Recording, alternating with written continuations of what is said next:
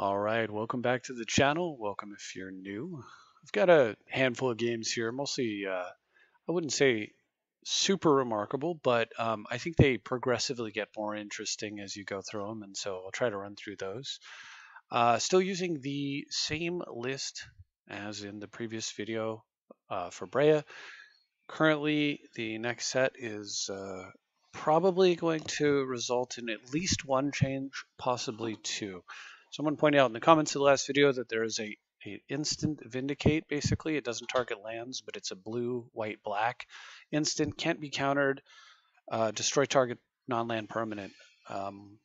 That seems like it should make the cut, just because you can merchant scroll for it and then just sort of uh, get out of. It's a sort of get out of jail free card against something pretty obnoxious where you're boxed in against, like, say, an active Jace and they have counter magic up, or something like a Nether Void, which attempts to counterspell the card, normally preventing you from disenchanting it. So it should be really interesting. And I just don't know what to cut, though. So I'm certainly interested in suggestions if you have any. In the meantime, though, I don't want to spend a lot of time obsessing over that. The other change, of course, that's coming is that the Ragran Triome will become the Esper Triome instead. But in the meantime, let's take a look at some games. And this is just to have fun. So we'll just take a look at the last 7 days here.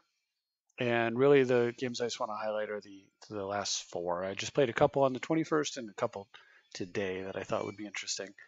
And so the first game here was against Nap Geek. I think some of these are going to bug out, but there'll be enough of the gameplay to at least be able to describe the end of it, and you should get enough of the game to enjoy at least what you get. So anyway, first match is against Safiar's daughter. This is usually a lopsided match, barring them getting some crazy shenanigans where they pull off a combo that just instantly wins the game, which can certainly happen. Obviously, it's generally heavily lopsided towards me, but I do have to mulligan this game, and then and I am going second. So I mulligan into this hand here. I have a card to tuck. And looking at it, I decided that the card I want to tuck is Mana Vault, actually. I'm pretty sure, because I have Crucible Strip, potentially. I have Workshop. I can... Basically, the thought is I turn 1 Coalition Relic and charge it. Turn 2, play Crucible, get a Strip Mine going, and the game's darn near over at that point, hopefully, right? So we'll go ahead and tuck away the Mana Vault. Doesn't really fit into that plan. But my opponent's going first and leads off with a Skull Clamp, which certainly can provide my opponent a lot of value down the road. And then I had been letting my son, my 8-year-old, play Magic Online on my account, and all of my stops were turned off because the stops were, he doesn't understand the reason for them, so I just had it stop once during the first main. So I didn't pay attention to the stops being off, and I completely skipped my turn and had to turn the stops on. So what would have been a probably completely straightforward and easy game suddenly becomes a little bit more challenging now, because I just time walked my opponent on turn 1. So all right, so my opponent's got their commander and a Skull Clamp threatening to do Skull Clampy things over there, and I'm way behind the power curve now. So we'll just run through this at a normal speed. So the first thing I decided to do is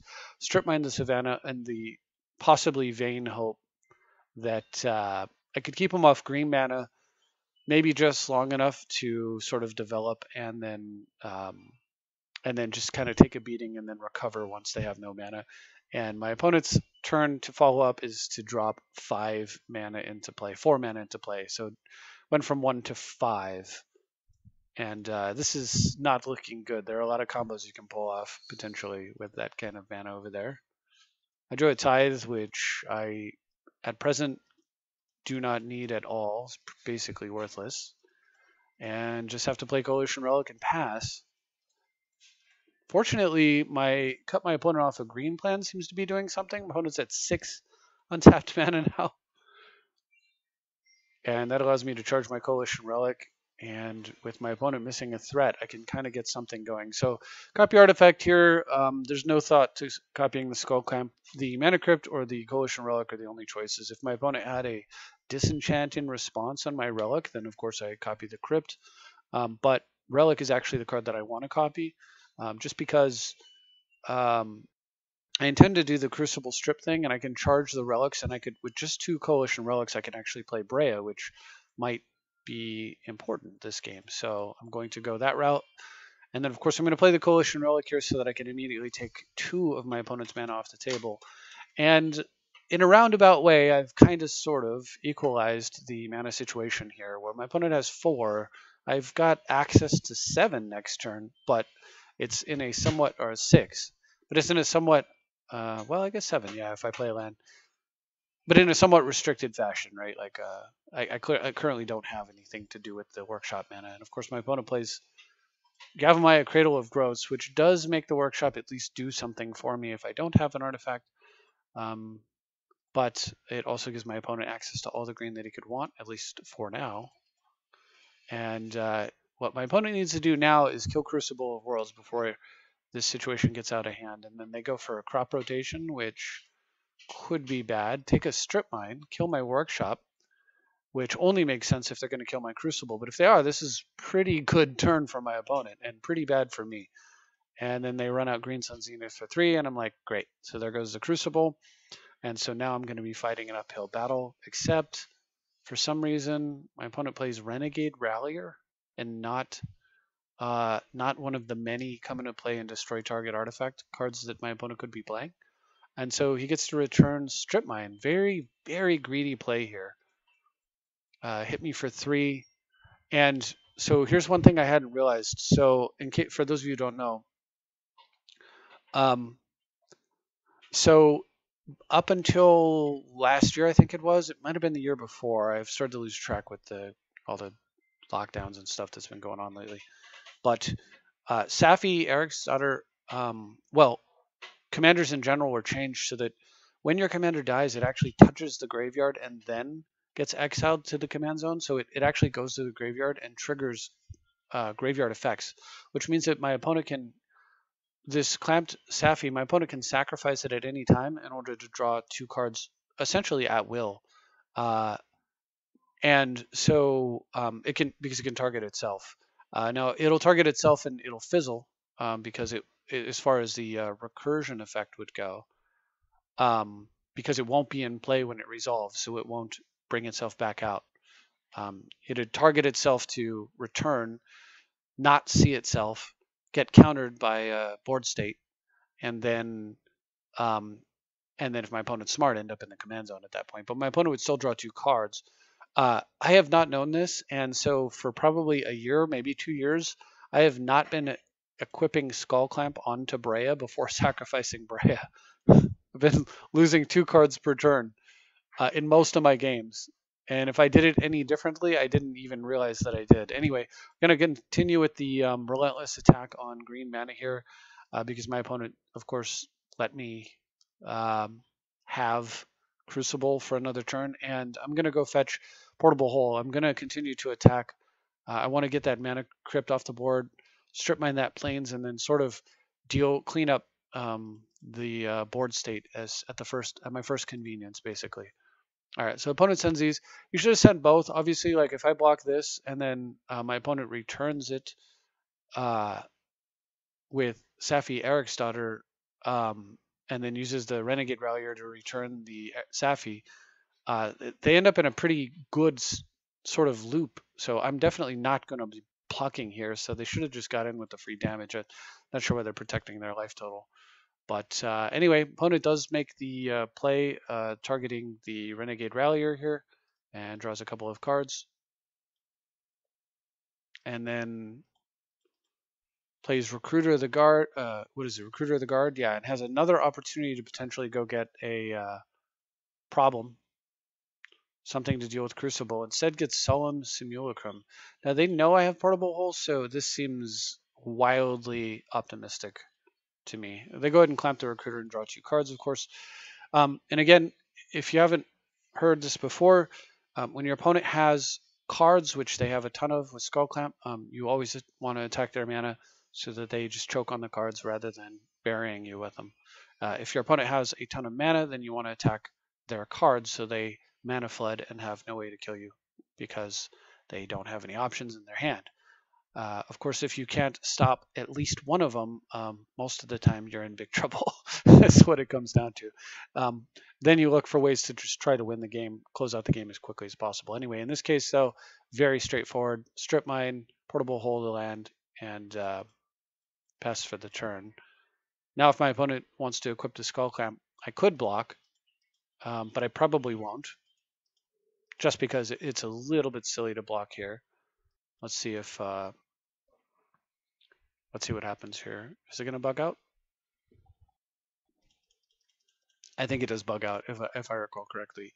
Anyway, I believe what happens is something along the lines of my opponent plays land, equips the Skull Clamp onto the uses Strip Mine to equip the Skull Clamp onto the Rallier, attacks. I don't block. I charge the Coalition Relic. Then he plays a tapped Temple land that lets him scry.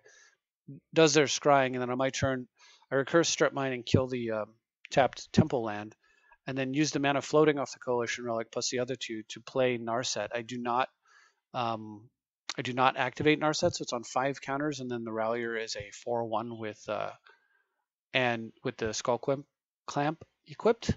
And then on my opponent's turn, they realize that it's useless to attack Narset because Trinket Mage is still in play, and if I block, the creature will die. They'll get no cards, and even if they got through, of course, Narset would live. But so they don't attack in, and then I strip mine them.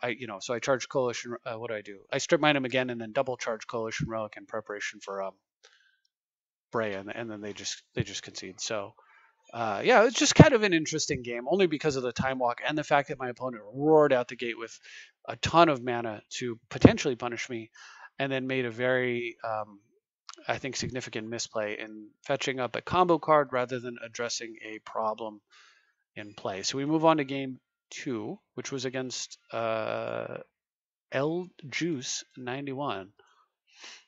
This was played yesterday. And I've got my opponent has Urza, High Lord Artificer, and gets to go first. Says good luck, and I say thank you, and they say hell of a start. CEDH at its best, and that's not because of me. That's because of them. So my opponent is high stepping immediately, and I will show you why, and for good reason too. So opponent leads with Island, Paradise Mantle, Mox Opal, Herbal Poultice. Okay, so they've got 2 mana. This is a little scary. Freaking unplayable in Breya.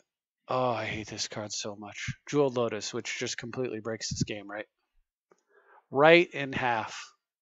And this goes from a game that I was in to a game that I'm a complete dog to win now because my opponent just played 4 Mox Sapphires. Okay. On turn 1. All thanks to Jeweled Lotus being absolutely just ridiculous. And to add insult to injury, plays Diplomatic Immunity, a Mercadia Mask card I didn't even remember existed. And it's pretty annoying, to be quite honest, because it gives the enchanted creature Shroud, and it itself has Shroud. So, sorry about that, folks. So I struggle to wrap my head around this card because normally, you disenchant the protection and then you deal with the creature. And for some reason, my brain just wasn't registering that I can't do that with this card. It has to be a sweeper. And if you actually look at the deck list, so there's no killing it with Teferi or Prismatic, and there's no getting it off the card, right? The Abyss, it's target with the Abyss, so I'm pretty sure that the Abyss is not going to work because it is Shroud. And so basically, I have nothing except 1 card, Toxic Deluge. It's literally the only way to get rid of that thing, or to have my opponent trade it in combat or something. There's nothing else in the entire deck that will deal with it. So this is pretty much a nightmare scenario. So, but I do at least have a little bit of speed. My opponent's down to 1 card in hand, but of course, this is Urza. So with all this mana, my opponent can please be careful. Generate a ton of mana and just start playing a bunch of free spells. And I have no idea what's in their deck, but obviously there's got to be some payout hiding in there. So I decide that while I could have fetched in order to Mind Twist my opponent for 1, I could sit on a mana leak to try to like defend myself as my opponent uses activation. You know, they activate and I have to mana leak the thing that they play over and over. I felt like that every turn the chance that I lose goes up, and so I decided that it was a better bet for me. It was a little bit safer to actually spell Seeker on turn 1 and go get a card that could get me back in the game, and then try to use Mind Twist if like my opponent successfully connects here on say like a card drawing spell, then I can try to use Mind Twist to like balance that out. So what I do is I lead off Spell Seeker and I go fetch. What do you get? So I could get, and I definitely considered Mystical Tutor here for Toxic Deluge, but there's another problem here, which is that if I don't get an artifact, I won't have Vandal Blast mana or Mind Twist mana. I actually, if you look at it, I'm actually unable to play any of this, but I decide that Vandal Blast is the way to go. Because I have Mind Twist and I can take out cards, if I can sweep the mana off the board and just leave an untargetable Urza in play, and then get into their hand, then basically by the time my opponent top decks enough land to get in this game, hopefully I'll have found a way to tutor up a Toxic Deluge and put this thing away. So that's the hope. I also play the Opal here, which tips my hand a little bit, but I do that because there's a chance that my opponent, with this many 0 drops, it would be very smart for my opponent to be running Time Twister in their deck. So if they draw or play a Time Twister type of effect, I don't want to regret not playing the Opal, so it just made more sense to play it to me. Instead, on my opponent's turn, instead of using Urza, they Merchant Scroll from Mana Drain. I think that's correct. Protect your winning position makes a ton of sense here. You can safely attack for 4, even if I have a Strip Mine. You can tap the Mox Opal using Urza, to say nothing of Mox Opal's ability. So pretty safe here to get in some damage, pressure me. I do have a Crypt running also, and so this play just makes sense. Of course, I'm hoping to just draw like any land that comes into play untapped here.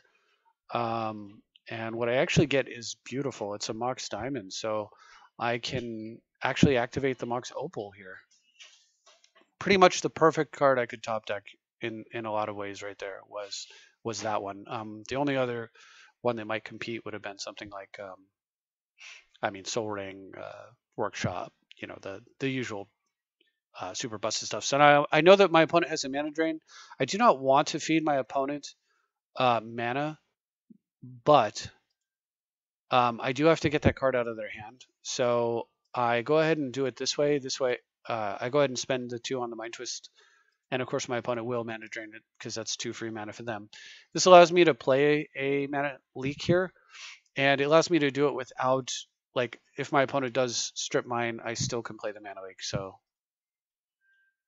I'm not going to attack with Spellseeker. There's no point to that. Just swinging, at some point I'll trump block with it, obviously, when I need to. So opponent's going to spin up a bunch of mana, so we know the mana drain is gone.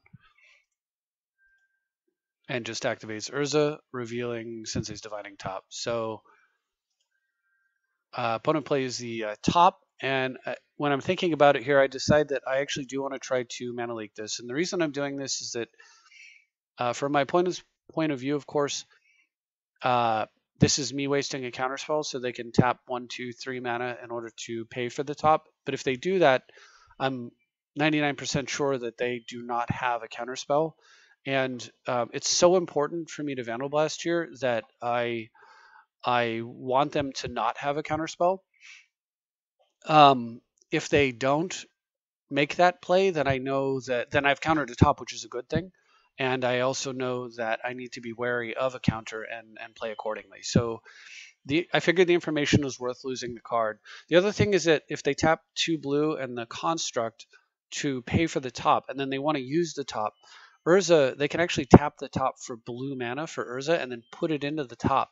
And if they make that mistake, the top will be tapped in play, which will mean that I can Vandal Blast the top away as well, because they won't have any spare mana to use on it. So I would really like to encourage them to make that choice. So that's why I Mana Leak here. And unfortunately, my opponent does have an island in hand as their final land, so they're not going to tap the top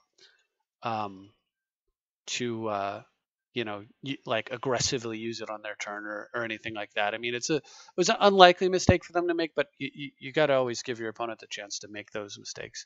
Definitely going to go for the VB here, no question. Opponent's gonna, and I guess they don't sack the Sensei's Divining Top in response. I wonder if we may be bugged. Are we bugged? Why would they do that?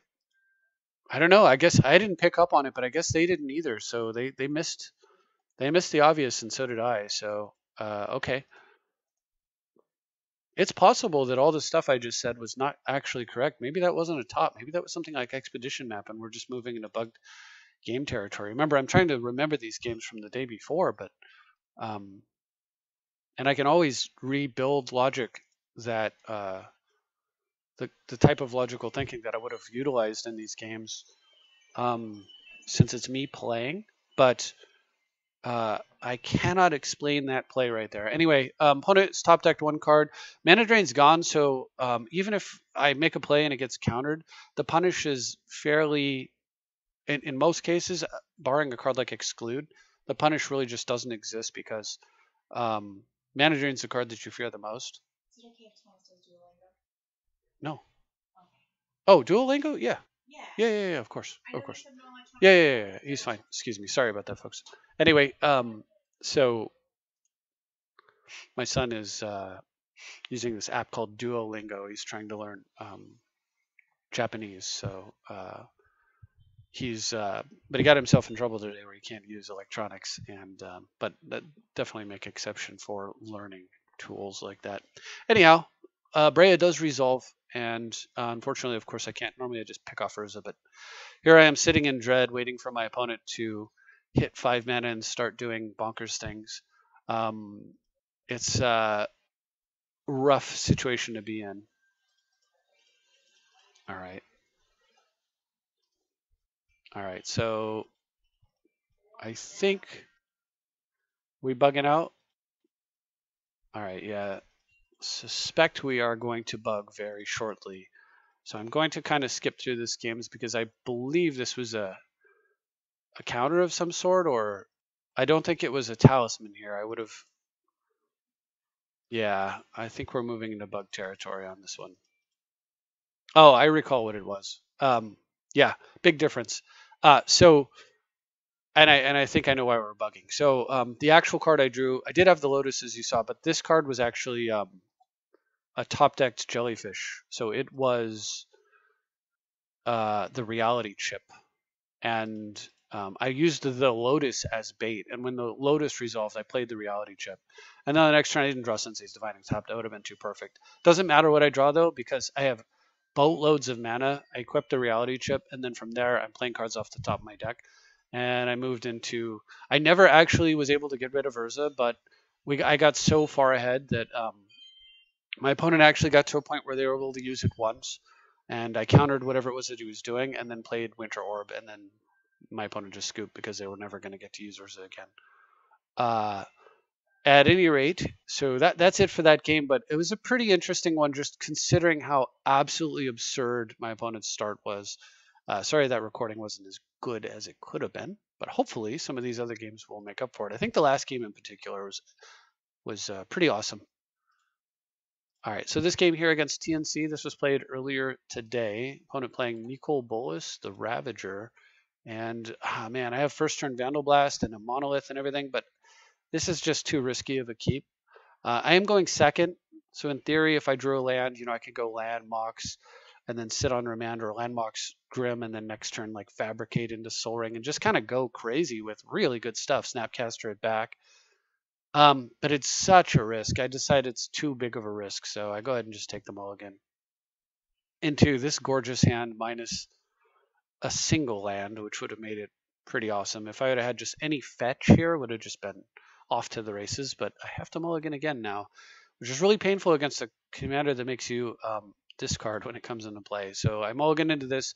This is an easy one. I'm going to tuck away Omozawa's Jite against presumably a control deck. The other one's a little bit tougher, but if I keep all of the lands except for the Wasteland, then I'll actually have the mana to play Breya.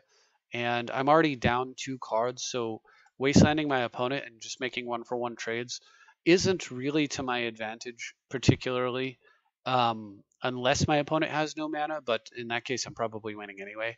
So the Wasteland and the Jite are what have to go. And besides, I don't want to be sacrificing lands when I actually have 4 mana, 4 out of 5 of the way to Teferi. So we're going to just get rid of those 2 cards here and keep. And I definitely could potentially need to get Breya down in a timely fashion, which is the other thing, just to deal with the fact that this is a 4/4 flyer. So opponent plays Fetid Pools, Polluted Delta, top deck Ancient Tomb, which is very interesting with the Teferi. And I decide, rather than running out the Talisman here and just going shields down, I'll just wait a turn. One option would have been to play Ancient Tomb and cast the Talisman, but if I run out the Tomb and cast the Talisman and my opponent does like Mana Leak, and then on their turn does some nasty play, then I have no defenses for it. If I do it this way, and my opponent's sitting on a counter, then they basically waste their turn, and that's good for me. I want them to lose tempo. I don't want them to be able to use this 2 mana productively, right? And this at least provides me some defenses against some of the, meaner plays my opponent could make, like Ancient Tomb into, or Land Soul Ring into, Mind Twist, something like that. So opponent, for their part, runs out a Dark Ritual. I don't know where this is going, but I do know that it could mean a lot of bad things, and I can't afford not to muddle this. So at sort of the best thing that it could mean is Dark Ritual Nicol Bolas. Like that's the most tepid thing that it could mean. In which case they lose a card, the Dark Ritual, and I lose a card because I have to discard to the Bolas. But if I'm going to lose a card anyway, I might as well stop the Dark Ritual, keep the Bolas off the table, and not be threatened with a 4/4 flyer next turn. But it could be much worse than that. For example, they could Dark Ritual the rest Nicol Bolas, in which case I'm really hurting. They could, or they could do something even more heinous, like Dark Ritual Necropotence, which is the card I'm most afraid of. And if they were to do that here, I can't even counter that with Muddle. So just kind of not go down that road. Go ahead and counter that. If they counter back, then so be it. At least they didn't get to use the other colors with their 3 black mana. Of course, if they had like Mana Leak Necro, I mean, there's only so much you can do. I have a beautiful top deck though in the face of that, and I felt like because I can actually use Jace as bait for Teferi, and Teferi is just slightly more powerful at times, so I decided to do exactly that. Plus, it's a little hard to counter off of just 1 blue, and they didn't counter to protect the Dark Ritual, so maybe it's going to stick, and as it turns out, yes, it does. So go ahead and grab some cards while it's coast is clear. I go ahead and put back fetch land, a Tundra that I don't want to draw. I want to fetch it out, and I put Teferi back, and I put Teferi back because I'm hiding it. I'm going to go ahead and get out extra mana here, figuring I'll probably be throwing away the Monolith to the Bolas here, and then use the Marsh Flats before I draw extra cards, or potentially after, considering that I have a Jace going, and I want to be able to shuffle away cards that I don't want to see.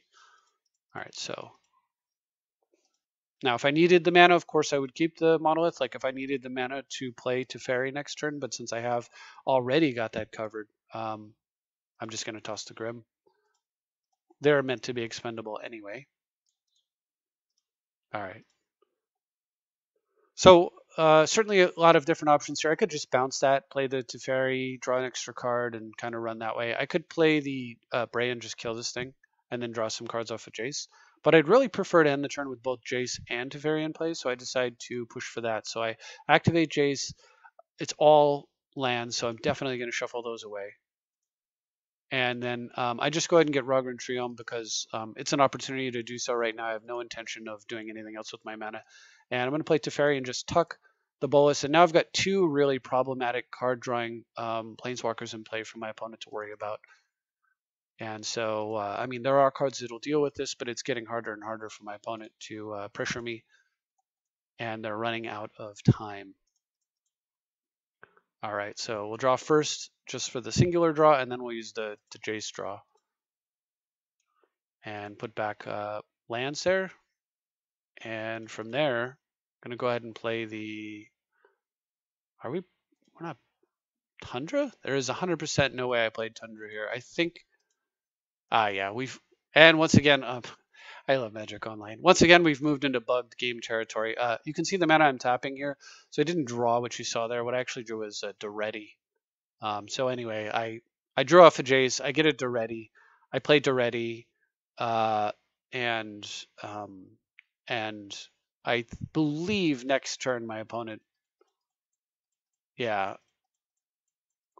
I believe, yeah, he makes a big play. He plays Inferno Titan. He's looking at Jace, Teferi, Duretti. Decides to kill, I think, Jace.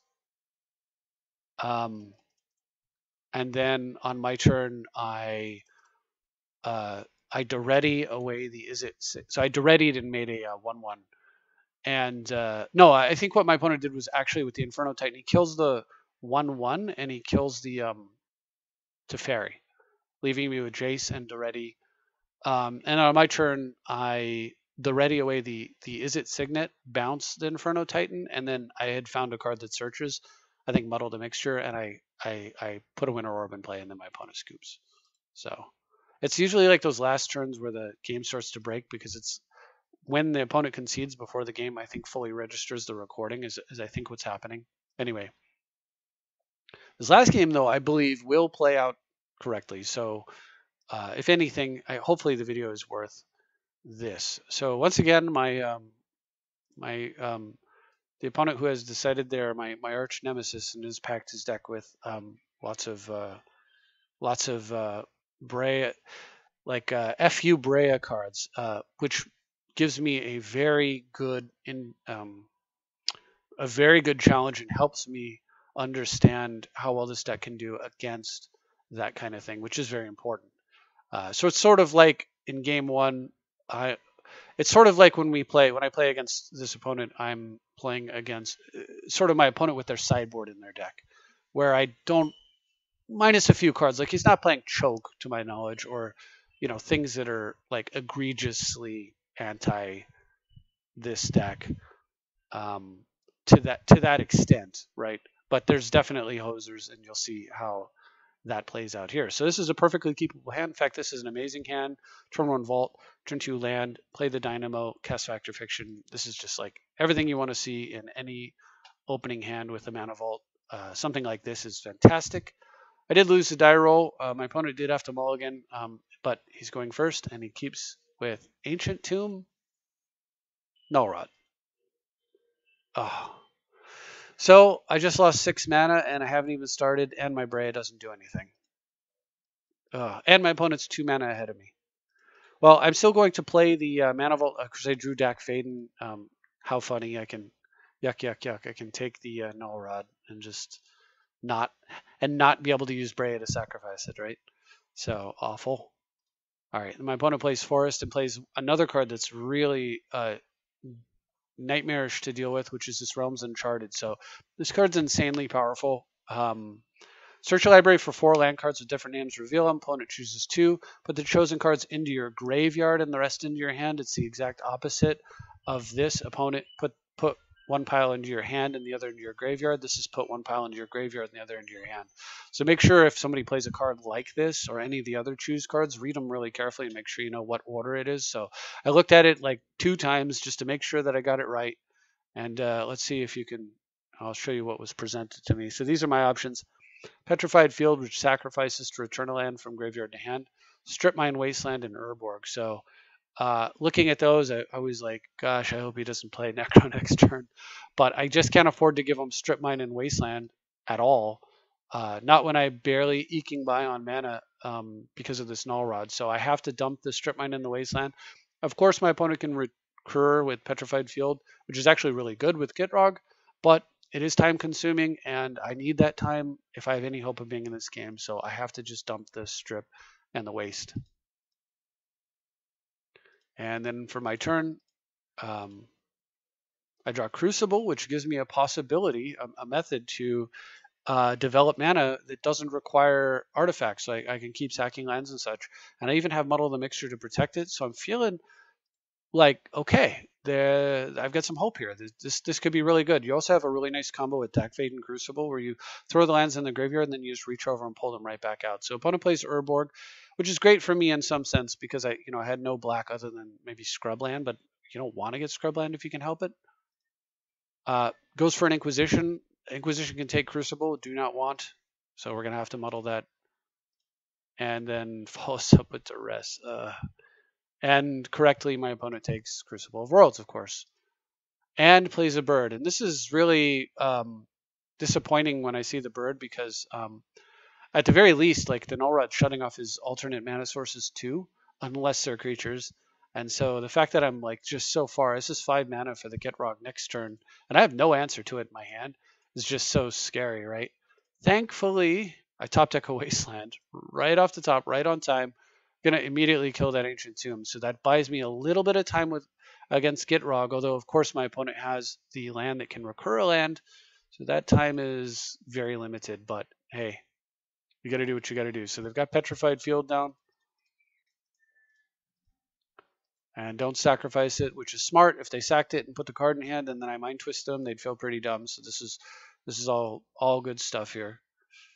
I top deck Imperial Seal, which is very interesting and a card that I probably want to be using ASAP. However, at the moment, I have so many problems to solve. And the problem with the build currently is that, I don't know if it's a problem, but one of the facets of the build currently, I don't have a 2 casting cost solution to artifacts and enchantments other than Prismatic Ending, right? Like I have Prismatic Ending, I have, of course, Vandal Blast, and I have Portable Hole.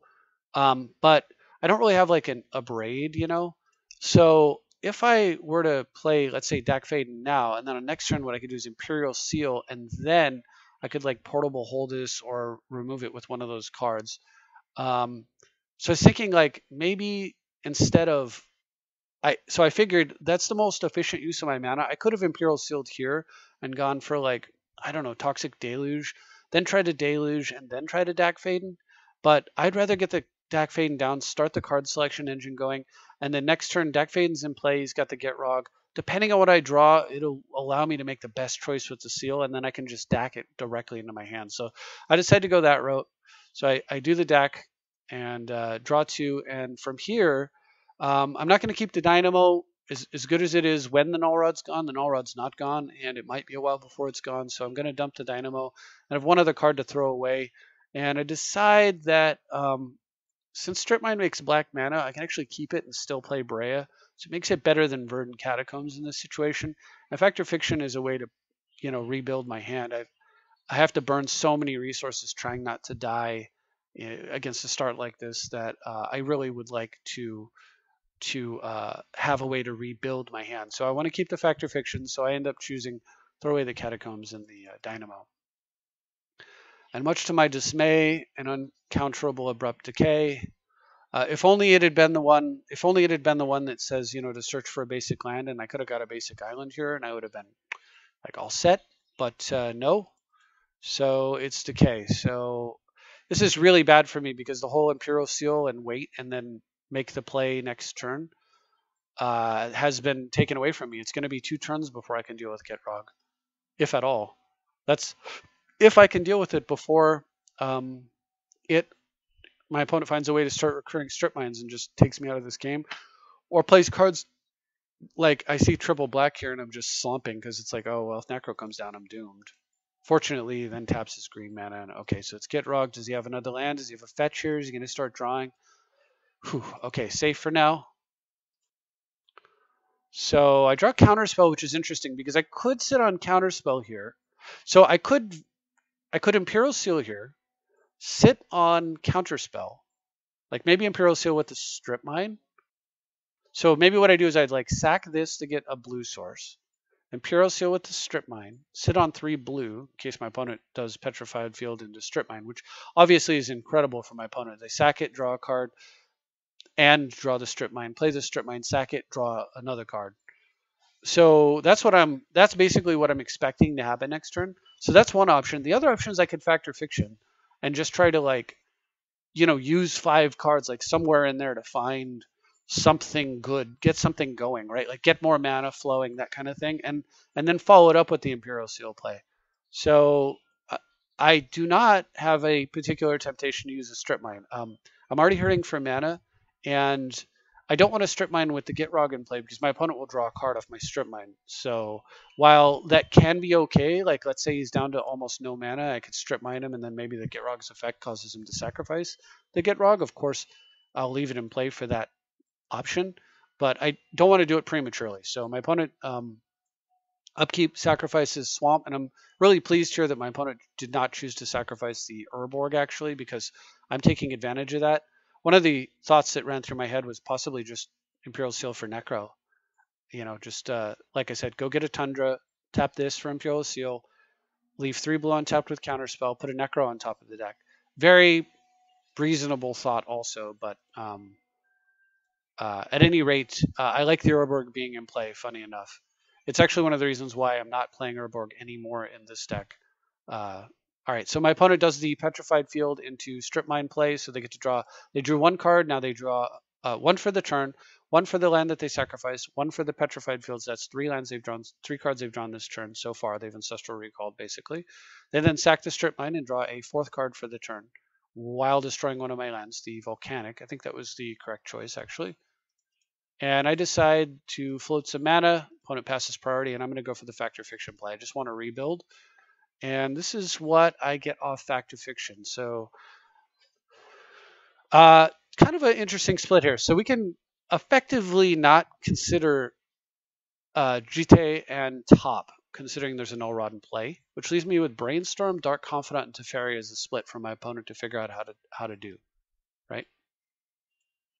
So my opponent works through exactly how he wants to do it. He's struggling a little bit and decides to go this route, which is beautiful for me because I actually very much wanted to Teferi, actually. And that's the card that I'm honing in on. A Dark Confidant kind of like gets me in the game, but it does it really slowly and kind of painfully. And I may not have that kind of time. Whereas Teferi might just get me in the game, because if you notice, the only thing pressuring me besides the fact that I can barely play the game is my opponent's Gitrog.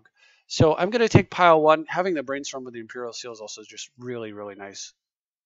And then my opponent taps some mana and runs out of Gilded Lotus, or Jeweled Lotus, whatever, and plays Thorn of Amethyst. Oh, God, it's so painful. Fortunately for me, my opponent drew the Lotus after the Null Rod, so the Lotus is actually not working for my opponent at the moment, but, and of course they played it before the Thorn. So opponent's got a lot of cards that like really kind of hurt me in general, are, pain in the ass cards, you could say. But, like I said, nothing in here is specifically anti-Breya. These are just prison cards. And they, and the one thing that you could say about them is that they do make deck construction a little tough, because as you can see, my opponent's cards are fighting with himself a little bit, to a minor extent. All right. Anyway, but in the meantime, I'm getting beat in the face for 6, and my opponent is drawing like 5 cards per turn, or whatever the ridiculous quantity is here. And I top deck a Saga, which is fantastic. It is probably the worst land, one of the worst lands I could have drawn here, because it's, if you think about it, it's going to sacrifice itself, and then when it does, normally it turns into like a Soul Ring, which is great, but not with a Null Rod out.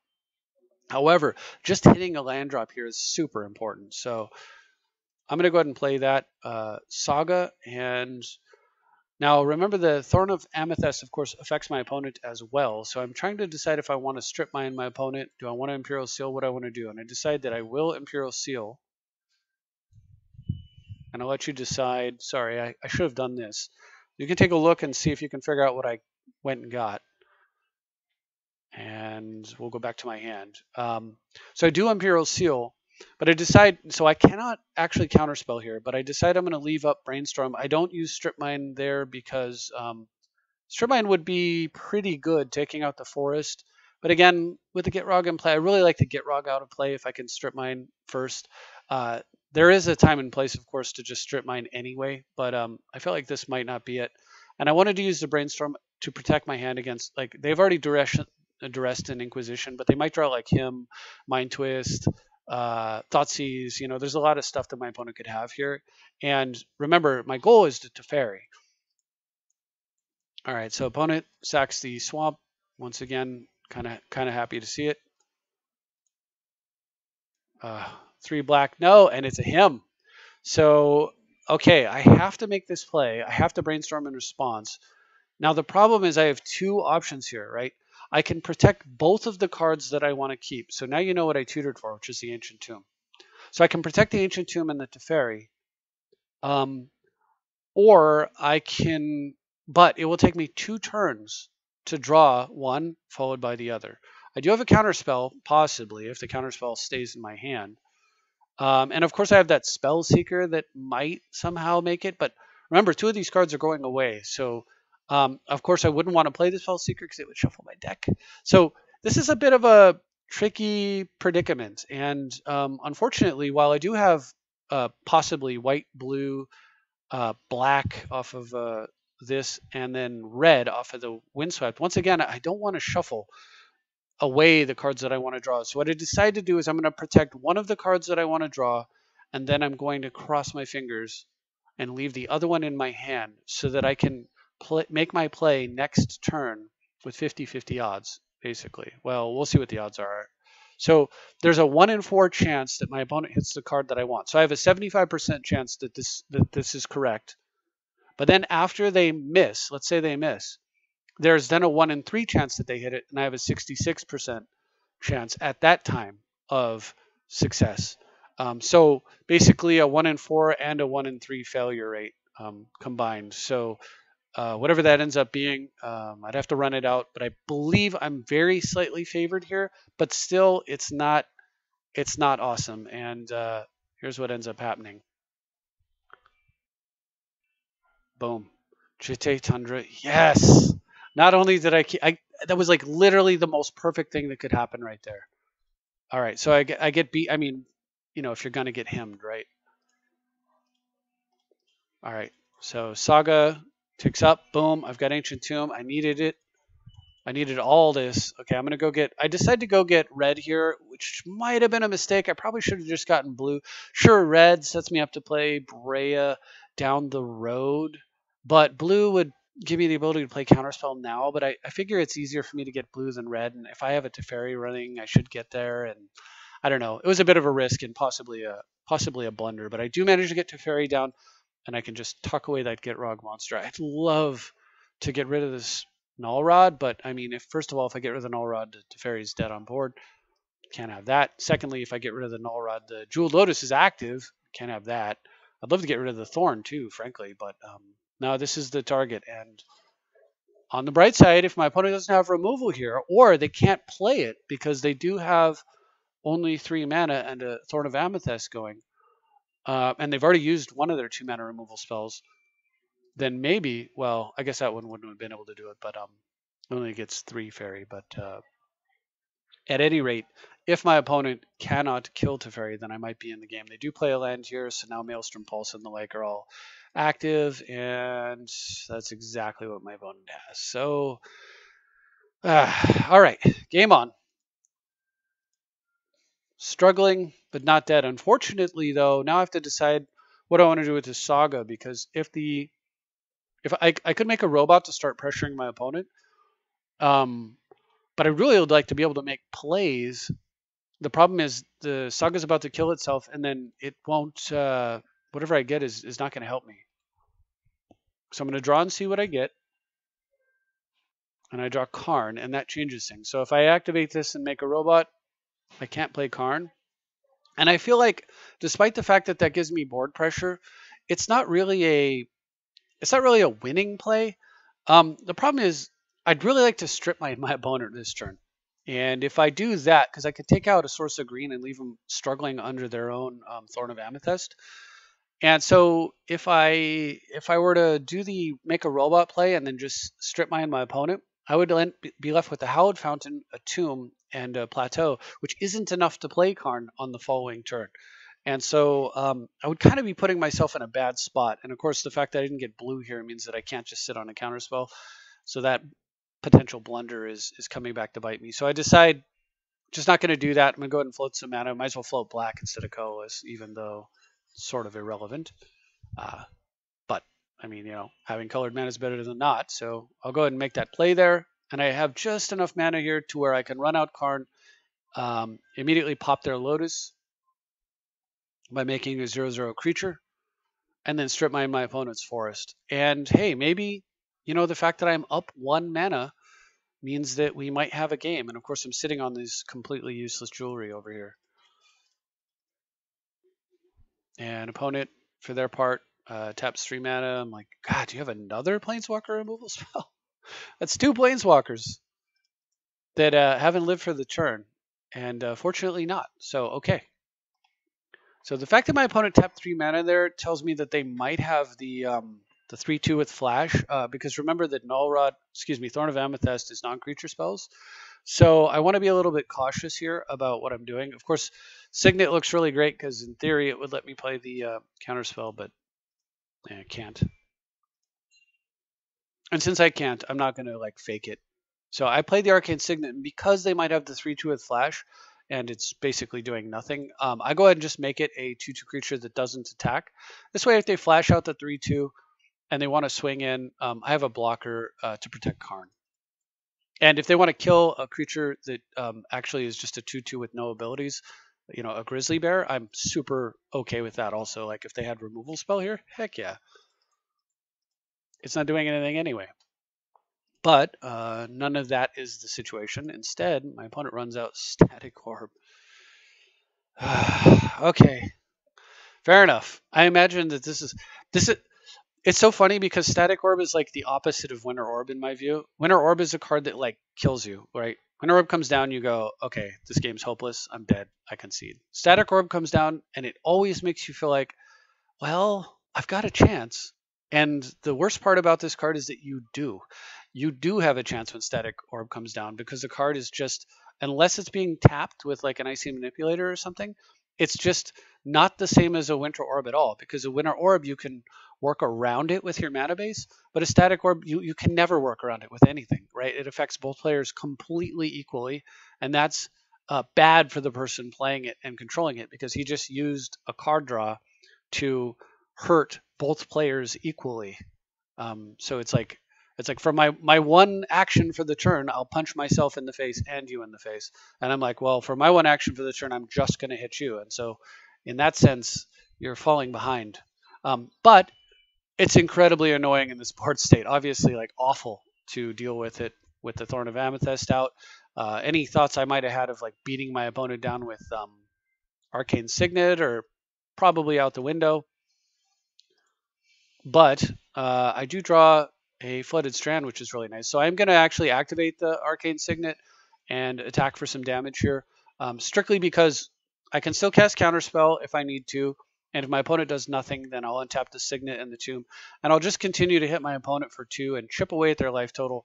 Because in green-black, they've got Dark Confidant, they've got Necropotence, they've got Sylvan Library, and those are just the obvious like life for cards exchanges. And so I, of course, want to apply a little bit of pressure on my opponent and make it so that if they do get one of those effects down, that they don't have enough life to really capitalize on it heavily. So we've got a bit of a lull. So I choose not to sacrifice the Flooded Strand because quick peek at my graveyard, I could draw a Snapcaster, I could draw Jace. I might possibly just top deck like Island, and then this fetches blue, so I would want to get Mystic Sanctuary. There's no Mystic Sanctuary in the graveyard, so I don't. Deck thinning here doesn't make any sense. I am cognizant of the 3/2 flash. It could still be a thing, but I'm a lot more comfortable with the counterspell in my hand against something like that. So I go ahead and just activate the Signet and attack.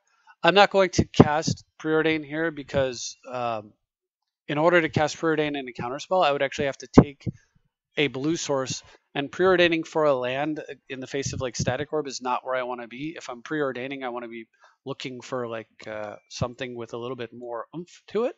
So I'm just going to sit on the preordain and pass. All right. Opponent plays Exploration. Perfectly reasonable to try to bait me with this spell. Of course, I'm not gonna bite. All right. And Mana Drain, another counter, always welcome. Although not like amazing, having multiple counters in this situation when I'm short on blue mana. One more blue would make this much nicer because then I could counter untap both blue sort. Like basically the problem is I can counter here. I have to tap blue, and a land, and then I can untap 2 lands, and then it just gets a little bit tricky. I mean, I can counter back-to-back turns, but it's gnarly. Anyway, all right. So we'll just keep hitting them with an Arcane Signet. Force of Negation there, on the other hand, much more welcome.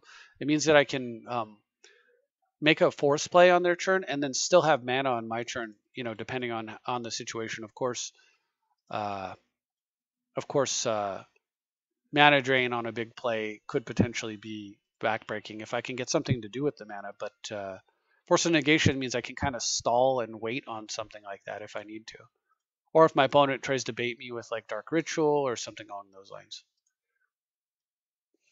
And it looks like, based on what I'm seeing here, that the attack on my opponent's green mana, the slight attack that I was able to make on it, has certainly slowed my opponent down a bit. At least I would assume, right? Because they're relying on that bird for all their green. They run out Nether Void, so I definitely do not want Nether Void in play. I will lose the long game. I don't have as many lands as my opponent does. Nether Void's just going to put me in a horrible spot. But this gives me an